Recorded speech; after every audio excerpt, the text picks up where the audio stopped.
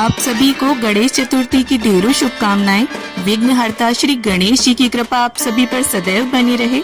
इसी मंगल कामना के साथ आज के इस वीडियो में मैं आप सभी को गणेश चतुर्थी पर गणेश जी की स्थापना और उनके पूजन की बहुत ही सरल और साधारण सी विधि बताऊंगी। तो दोस्तों, भाद्रपद मास के शुक्ल पक्ष की चतुर्थी तिथि के दिन गणेश जी की स्थापना की जाती है। कुछ लोग एक दिन के लिए स्थापना करते हैं, कुछ लोग 3 दिन, 5 दिन, 7 दिन या फिर 10 दिन के लिए भी गणेश जी की स्थापना करते हैं। तो चाहे आप जितने दिन के लिए भी स्थापना कर रहे हो, स्थापना की विधि और पूजा की विधि यही रहेगी।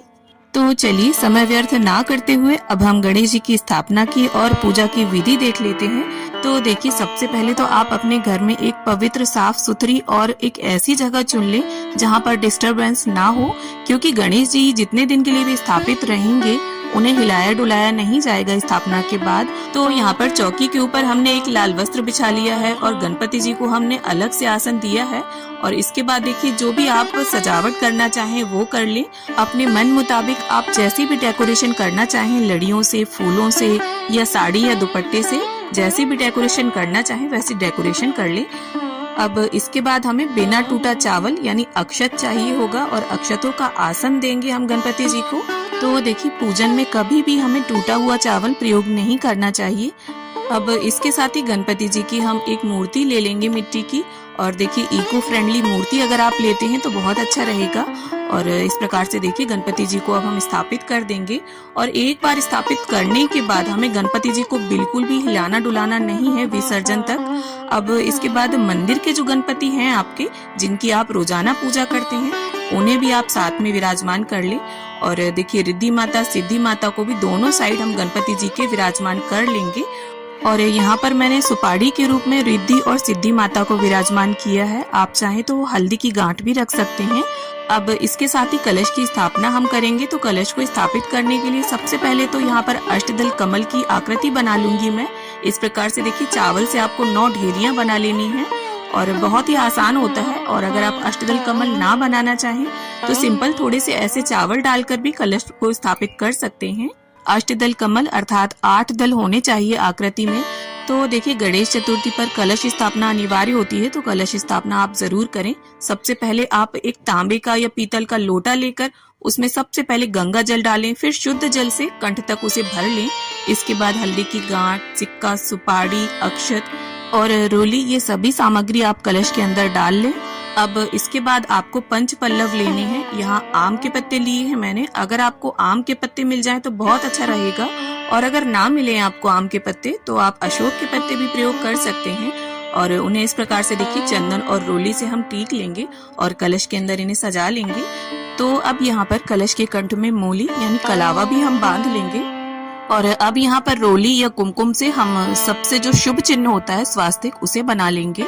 तो इस तरह से देखिए, छोटी छोटी चीजों का ध्यान हमें पूजन में अवश्य रखना चाहिए, क्योंकि जब हम बिना निर्देश के पूजन करते हैं तो अक्सर हमसे कोई ना कोई गलती हो जाती है।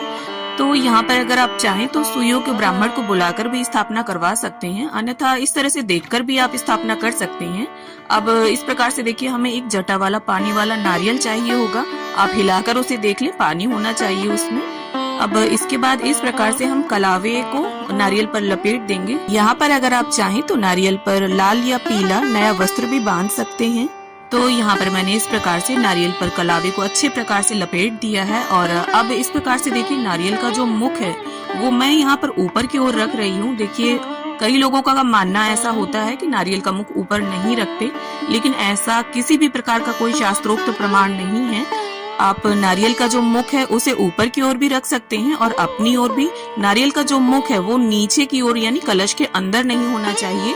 अब इस प्रकार से देखिए, हमने कलश स्थापना कर ली है। बड़े गणपति जी, छोटे गणपति जी, रिद्धि सिद्धि माता सभी को विराजमान कर लिया है। अब एक शुद्ध देसी घी का दीपक प्रज्वलित करके हम रख लेंगे चौकी पर।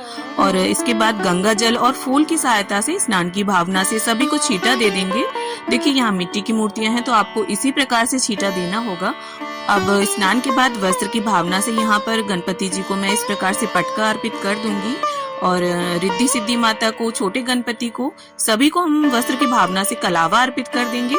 अब वस्त्र अर्पित करने के बाद देखिए रोली, कुमकुम, सिंदूर किसी भी चीज से आप गणपति जी का टीका कर सकते हैं। वैसे गणपति जी को सिंदूर का टीका सबसे प्रिय होता है, तो इस प्रकार से सभी को हमने टीका लगा दिया है और अक्षत अर्पित कर दिए हैं। तो देखिए गणपति जी को सिंदूर अर्पित करने से मनुष्य के जीवन में भाग्योदय होता है। और देखिए स्थापना और पूजा करते समय आप मन में गणपति बप्पा मोरया, गणपति बप्पा मोरया या फिर गणपति जी का जो भी मंत्र आता हो आपको उसका जप करते रहिए, जो भी आपको सरल लगे। तो यहाँ पर देखिए गणपति जी को हमने जनेऊ अर्पित कर दिया है, सभी को इत्र अर्पित कर देंगे। और ये जो जनेऊ है ये स्थापना वाले दिन ही आपको अर्पित करना है, डेली इसे अर्पित नहीं करना है। अब इसके साथ ही देखिए गणपति जी को गुड़हल का फूल बहुत ही ज्यादा प्रिय है, तो अगर आपको गुड़हल के फूल मिल जाते हैं तो बहुत अच्छा रहेगा। ना मिले तो जो भी लाल फूल हो आप वो गणपति जी को अर्पित करें। और इसके साथ ही गणपति जी के पूजन में धूप घास का बहुत अधिक महत्व है, तो यहाँ धूप घास के 21-21 तार के मैंने पुंज बना लिए हैं। कलावे की मदद से उन्हें अच्छे प्रकार से आप बांध लें और इन्हें अर्पित करें। और देखिए धूप घास आप किसी भी पार्क से लेकर आ जाएं। धूप घास जो होती है वो बासी नहीं मानी जाती है, आप धुलकर दोबारा उसे चढ़ा सकते हैं। अब इसके साथ ही रिद्धि सिद्धि माता, कलश देव, दीप देव सभी को हम पुष्प अर्पित कर देंगे। तो इसके साथ ही यहाँ पर देखिए गुड़ नारियल का भोग हमें गणपति जी को अर्पित करना है। इस प्रकार से देखिए जो गोला होता है उसे आप आधा कट कर लें और उसके अंदर गुड़ रख के और गणपति जी के समीप ही रख दें। और ये जितने दिन भी गणपति जी स्थापित रहेंगे उनके समीप रखा रहेगा। अब इसके बाद देखिए गणपति जी का प्रिय भोग मोदक यहाँ पर मैं अर्पित कर दूंगी। तो जो मोदक होते हैं उसमें गुड़, ताजा कसा हुआ नारियल, सूखे मेवे की स्टफिंग भरी जाती है।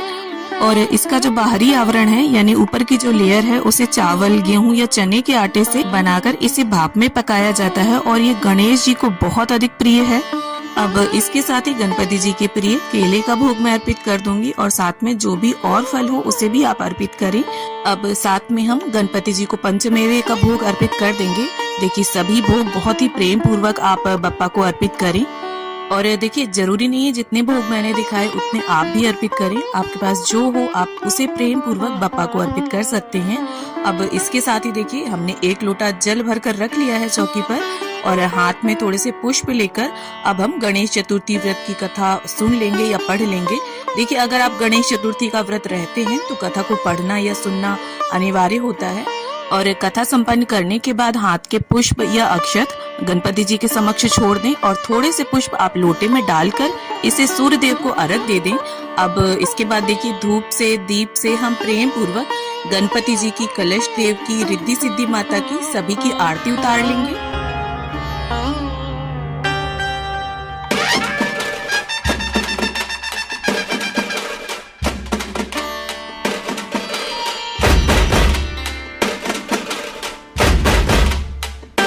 और इसके साथ ही अपनी इच्छा और सामर्थ्य के अनुसार आप कुछ दक्षिणा अवश्य निकाल कर रख दें यहीं समीप। और ये दक्षिणा या तो आप स्थापना वाले दिन रख सकते हैं या आप जिस दिन विसर्जन करें उस दिन भी इसे अर्पित कर सकते हैं।